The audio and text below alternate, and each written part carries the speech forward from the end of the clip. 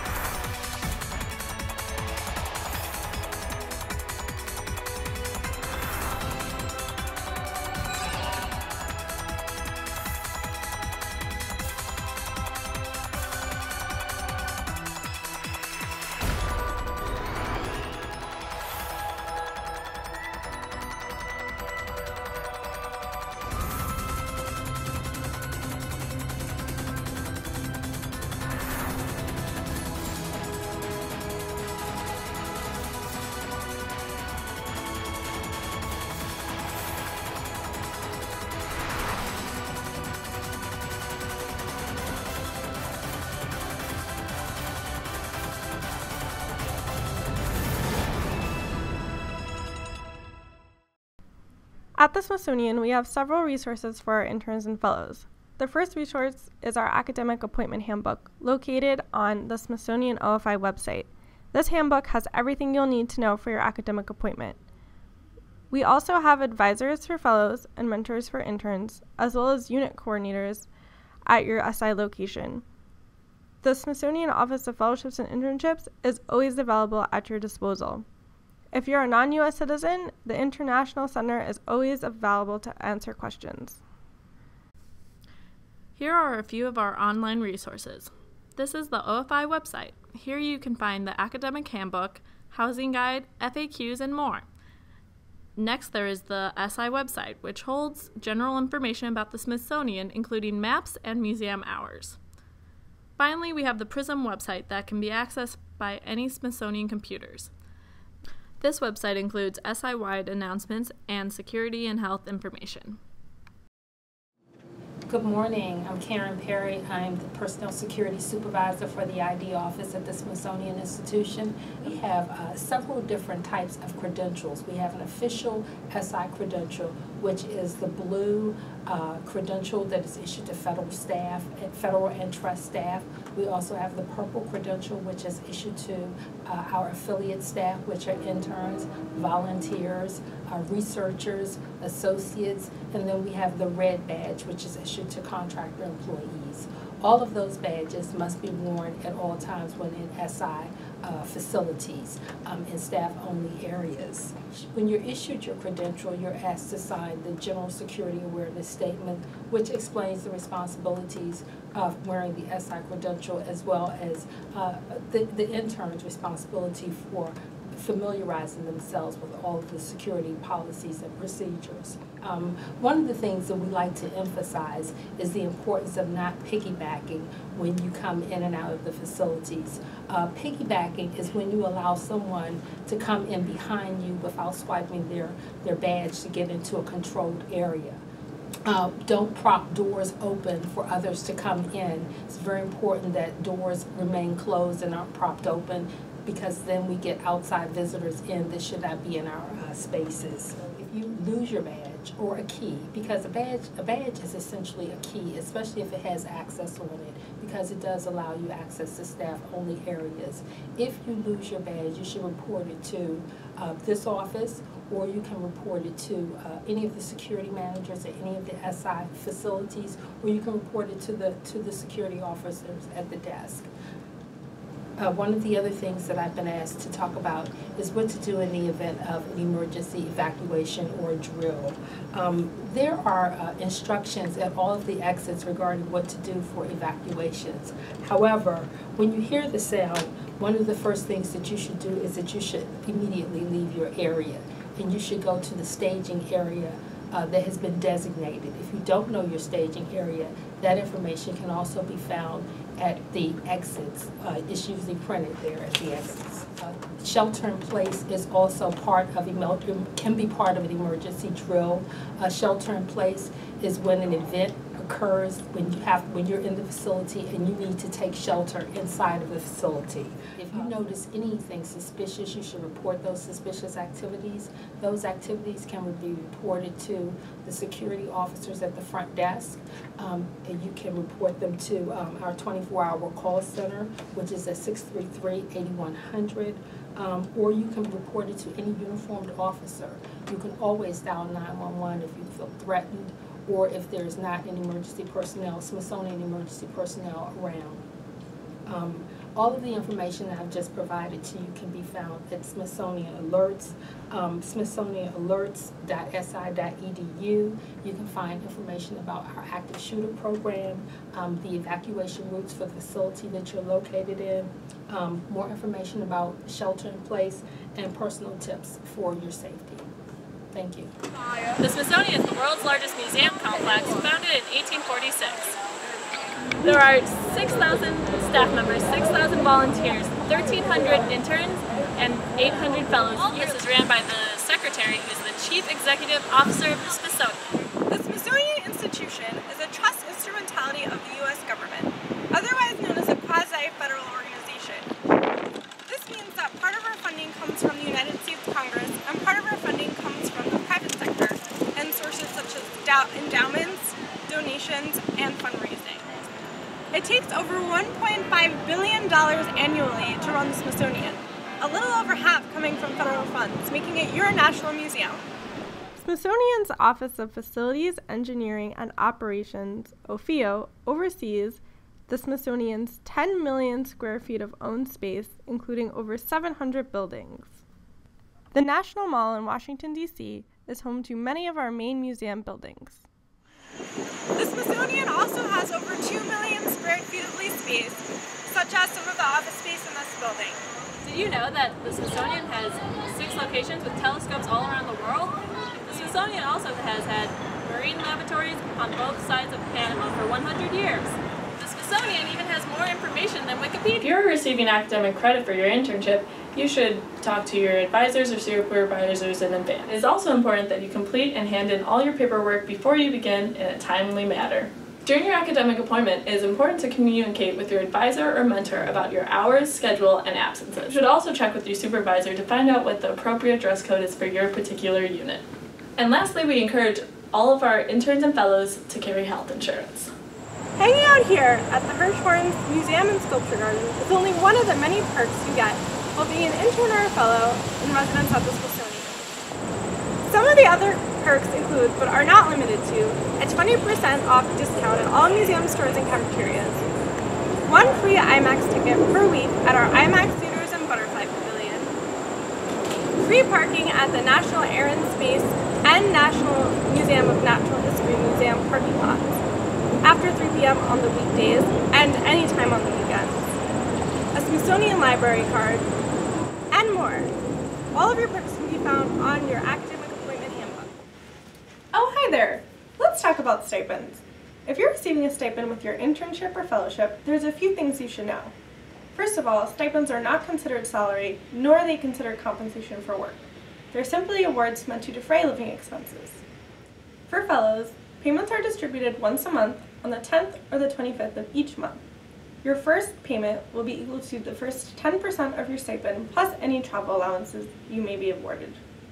Interns will receive stipend payments bi-monthly on the 10th and the 25th of each month. If your stipend payment is $1,500 or less, you will receive a payment as a one lump sum in the middle of your tenure. If you are a U.S. citizen, taxes will not be taken out of your stipend. However, you're responsible for meeting your federal and state tax obligations.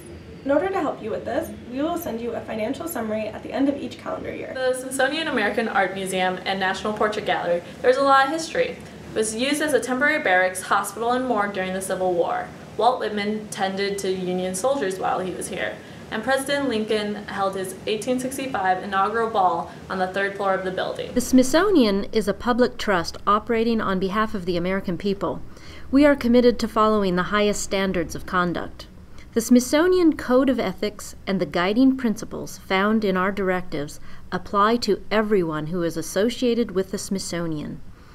Noncompliance may be cause for disciplinary action and can range from training to dismissal. There are many Smithsonian directives, but there are a few you should understand. An example of a conflict of interest. An intern was learning to classify museum items by sorting the Smithsonian jade collection. While interning, a staff person noticed the intern was wearing several pieces of jade and complimented her on them. The intern explained that she buys and sells jade online. This could be a conflict of interest since the intern benefits financially from the personal buying and selling of the same material she is handling at the Smithsonian. In this case, once it was disclosed, the intern was simply taught to sort a different collection, butterflies, to avoid even the appearance of a conflict of interest. Nobody at the Smithsonian may solicit or accept gifts based on their association with the Smithsonian for performance of an official act. Gifts do not include things generally available to the public. A gift also does not include perks offered by the Smithsonian to its associates, such as discounts at Smithsonian stores and cafeterias. An example of a prohibition on private uses. An internal Smithsonian investigation concluded in 2003 that top supervisors at a Smithsonian restoration facility were using government employees and materials for personal projects. We represent the Smithsonian and are perceived as speaking for the Smithsonian. We must use caution when expressing personal beliefs, opinions, or judgments to ensure no one thinks we are stating an official Smithsonian position. You now represent the Smithsonian, and the tone of your social media accounts that identify your association with the Smithsonian should be professional, dignified, and respectful. The Smithsonian is a quasi-federal organization and complies with the Federal Hatch Act, which prohibits any of us from participating in political activity while 1. On duty, or 2. On or using Smithsonian property or resources. Welcome to the Smithsonian Institution. My name is Shaheen Namazi. I am the Special Emphasis Program Manager in the Office of Equal Employment Minority Affairs, and I'm just going to be sharing a little bit of information about the role of our office and some of the policies that might fall under our office as well. Our main focus here is to promote equal employment opportunity for all here at the Smithsonian Institution, and we totally embrace diversity and inclusion across the board as well. So we provide advice and guidance related to the EEO complaints process to employees, interns, research associates, fellows, and volunteers, and other individuals associated with the Smithsonian Institution. We inform employees, individuals associated with the Smithsonian regarding their rights and responsibilities relating to discrimination, harassment, and provide guidance on reasonable accommodations. For the purposes of interns and fellows, I know you all are required to digitally sign the IAWS forms, which highlight our policy statements, etc. But we do also offer training, and some units do have their interns trained in person regarding their rights and responsibilities relating to discrimination and harassment here at the Smithsonian. And we also offer an online refresher training that highlights our policies and EEO-related issues as well. We do have two policy statements here at the Smithsonian Institution. We have the Diversity and Equal Employment Opportunity Policy Statement, as well as the Prevention of Workplace Harassment Policy Statement. Both are signed by the Secretary on a yearly basis to demonstrate the institution's commitment to all things EEO and civil rights. And they're really the cornerstone of EEO policy and diversity policy here at the institution.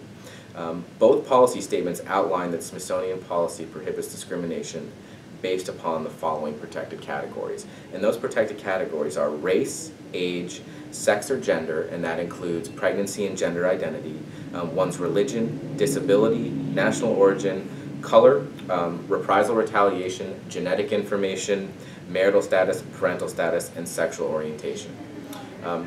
So those are what are known as protected categories, and those are EEO-related issues. So if you believe you've been the target of discrimination and or harassment based upon these protected categories, you have the right to contact an EEO counselor in the Office of Equal Employment Minority Affairs. Reasonable accommodations are something that I need to touch on really briefly as well. We also facilitate the provisions of reasonable accommodations for employees with a disability. So I just want to give you two brief examples of what a reasonable accommodation could be.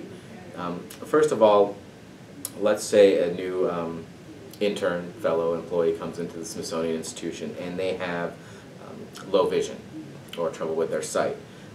They may need assistive technology such as a screen reader in order to do their job effectively. So what that individual would do is they would contact their supervisor or sponsor orally or in writing, or the accommodation coordinator in the Office of Equal Employment Minority Affairs to begin that process. So the low vision example is one example, and another example could be a health issue such as cancer. If an employee or intern or fellow is dealing with an issue with a disease such as cancer, and let's say part of that treatment to get themselves well and continue doing what they do at the Smithsonian is to get radiation therapy every other Tuesday or something like that. They could request an accommodation to have their work schedule adjusted to receive the treatment they need to get well. This was some information that was given to me when I was an intern starting out in the federal government, and one of the things that I'll share with you is to always keep in mind that we create our own images in the workplace. And one thing one of my mentors always taught me was that you never know who's observing you or who you may meet during your time in the workplace, and we're talking about the Smithsonian here. So we should always strive to make a positive impression. You know, doing things like be mindful of how we dress, how we interact with our peers, and how we carry ourselves in the workplace. Because it really fosters an environment of teamwork when we're respectful to one another. I'm not making any negative assumptions here, but it's just a friendly reminder that we really create our own images in the workplace, and it's really an opportunity to learn, grow, and put our best foot forward while we're here, because this institution has so much to offer in terms of education, learning the ropes of a career you're really fascinated in, and as a fellow, it's just an opportunity to work with some of the best researchers in the world. So in closing, if you need to reach the Office of Equal Employment Minority Affairs to speak with an EEO complaint counselor or have any questions regarding the institution, feel free to call us at any time at 202-633-6430. On behalf of my colleagues at the Office of Equal Employment Minority Affairs and my director, we wish you the best and congratulations on your academic appointment here at the Smithsonian Institution. Before you leave your academic appointment at the Smithsonian, make sure you take time to talk to your advisor or your mentor to get feedback about your experience. As you leave, make sure to turn in your Smithsonian badge. And if you're going to leave early or you want to extend your time here, talk to your advisor or mentor about it and make sure that the Office of Fellowship and Internships knows about it. We really hope you enjoy your time at the Smithsonian. Thank you for being here and helping in our mission to excite the learning in everyone.